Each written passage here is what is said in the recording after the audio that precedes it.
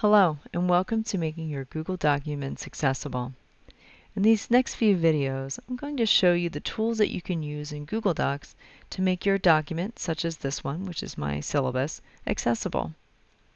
Now you can go about this in a few different ways of having the content in the Google Doc.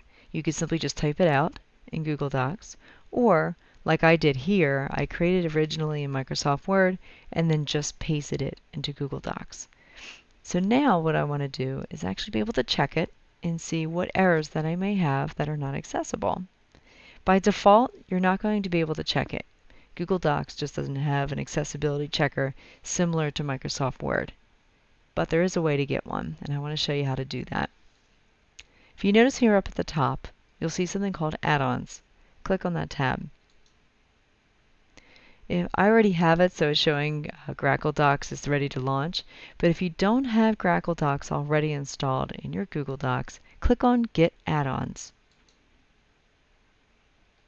You can just type up Accessibility, or since we already know the name of the tool, just type in Grackle. Once you do that, it's going to show you either if you have it already installed, and if you don't, you'll see it'll be this blue plus free button.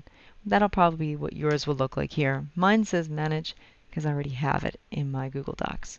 So click on to download, and once you do, it'll be really quickly installed into your Google Docs. This is the accessibility checker for it, very similar to Microsoft Word. So once you install, go back to Add-ons and select Grackle Docs and launch it. Once you launch it, it's going to read and scan through your document just to check for any errors that you may have. This is very, very similar to the accessibility checker in Microsoft Word. See, it took no time at all. Anything that's in red in these little X's is showing just straight up errors that you'll need to fix. This is something that you'll probably see in most of your documents, and that's the title is required and the document language is required. By default, we don't just automatically type that in, so that's something that you'll need to do. It'll take no time at all. Images, so you see they're broken down into different sections. It's meaning this little YCP logo. I obviously don't have alt text for that, so I'll have to make sure to give that a name so a screen reader can read out that it's in fact the YCP logo. I'll continue to scroll down. It's saying it passed, but it still needs headings, so that's why there's this little exclamation point. If you watched any of the Microsoft Office accessibility videos that I created, it talks about headings, meaning like heading 1, heading 2, and heading 3.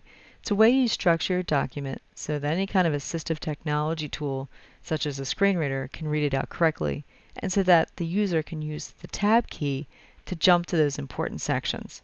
It could still be read, but not clearly. So it's suggesting, that's why it's a green check but yet a little exclamation point, that you should go through that, and we will on this document. There's another section for tables, which there is one in here, and that's the weekly breakdown of assignments. Obviously it's not tagged correctly, so we'll have to go through that. The next area that I had an issue with is the contents. Obviously I have color issues, so you want to make sure it's contrasty enough for those with low vision or colorblind issues. Also fine print. So again, if something's too small, maybe it was like 8-point size font, it's suggesting you make it larger. Again, it's not a huge problem. That's why it's the green check and the little exclamation point. Something to think about and to consider fixing up, which we will do. So as you can see, it has a really nice breakdown, color-coded so you know what you need to go through and fix. Really nice tool. So in the next video, what I would like to do is go through and break it down. We'll go through the document, giving it a title, and also fixing your headings. And then in another video, I'll go over how to go through the headings and fixing the table.